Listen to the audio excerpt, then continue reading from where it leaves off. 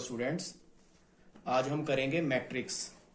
इसका क्वेश्चन है construct a 2x3 matrix A equal to Aij whose elements are given by Aij equal to I multiple j। सबसे पहले construct करने के लिए हमें क्या चाहिए, पहले आप देखिए कि लास्ट एलिमेंट हमारा क्या होगा। ये है 2 3, मतलब कि 23 एलिमेंट हमारा लास्ट होना चाहिए। और सबसे पहले आपको पता होना चाहिए कि जो मैट्रिक्स है वो कहां से शुरू होती है, 11 से, A11 से, फिर A12, A13। A13 होगा क्योंकि लास्ट एलिमेंट हमारा क्या है 3। ऐसे ही A21, A22 और A23। कोई भी मैट्रिक्स है वो कहां से शुरू होती है, 11 से। और 11, 12, 13, क्योंकि हमारा ऑर्डर क्या है 2x3, इसका मतलब कि 2 रोज और 3 कॉलम्स। अब हम ये सम करेंगे। सम कैसे करेंगे, Aij लिखिए जो दिया हुआ है हमें, I मल्टीपल j। सबसे पहले 11 निकालने के लिए पुट करेंगे क्या, I की वैल्यू भी 1 और j की भी 1 भर दीजिए। A11, 1 बीच में मल्टीपल का साइन है, मल्टीपल डाल दिया। अगर प्लस का साइन है प्लस डालो, माइनस का साइन है माइनस डालो, जो भी दिया हो। अब इसमें हमें क्या दिया हुआ है, मल्टीपल 1 मल्टीपल 1 इक्वल टू 1। फिर A12 निकालने के लिए 1 मल्टीपल 2 इक्वल टू 2 हो गया।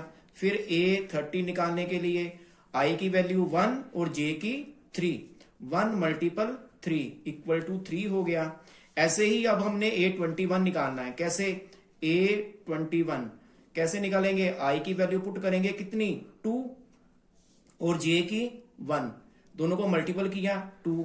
A22 निकालेंगे, दोनों की वैल्यू 2 2 भर दो, I और j की, 2 2 दा 4। A23 निकालना है, 2 मल्टीपल 3, कितना हो गया 6।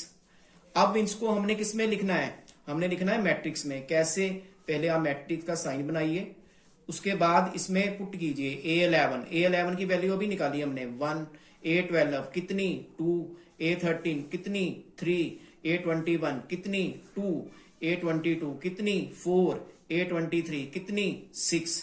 अब चेक कीजिए कि ये 2x3 का मैट्रिक्स है कि नहीं।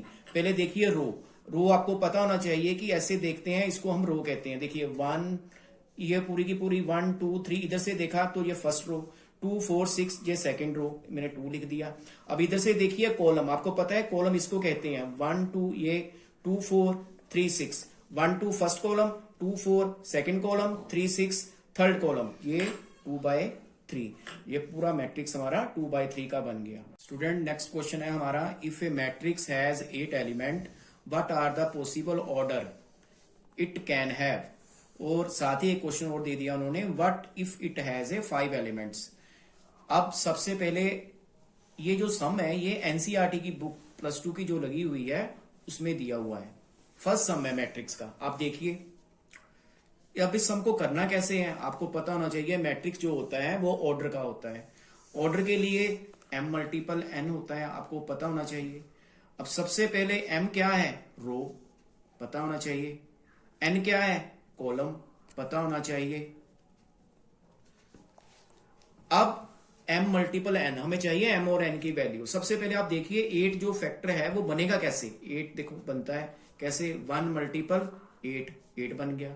और 8 कैसे बन सकता है, 8 मल्टीपल 1, दोनों को इंटरचेंज कर दिया मैंने, फिर 8 बन गया। और कैसे बन सकता है 8, 2 मल्टीपल 4, तब भी 8 बन गया। फिर से इंटरचेंज करते हैं, 4 मल्टीपल 2, फिर से 8 बन गया। अब इसके अलावा तो 8 किसी फैक्टर में आता ही नहीं है, और 8 का कोई फैक्टर ही नहीं है ऐसा। इसलिए अब इसको हम लिखेंगे कैसे, 1 मल्टीपल 8 कोमा डाल के, 8 मल्टीपल 1, 2 मल्टीपल 4 और 4 मल्टीपल 2। ये हमारा फर्स्ट सम कंप्लीट हो गया। अब ऐसे ही वो दे रहा है 5। अब 5 का भी सेम m मल्टीपल n में करना है। 5 के आप देखिए, अगर आपसे कोई पूछे इसके फैक्टर बनाओ, इसको कैसे लिखोगे, 1 मल्टीपल 5, और किसी टेबल में 5 मल्टीपल 1, और किसी टेबल में तो 5 आता ही नहीं है। इसलिए इसके क्या होंगे, सिर्फ 2 ही ऑर्डर बनेंगे। कौन कौन से, 1 मल्टीपल 5 और 5 मल्टीपल 1। ये हमारा क्वेश्चन पूरा हो गया।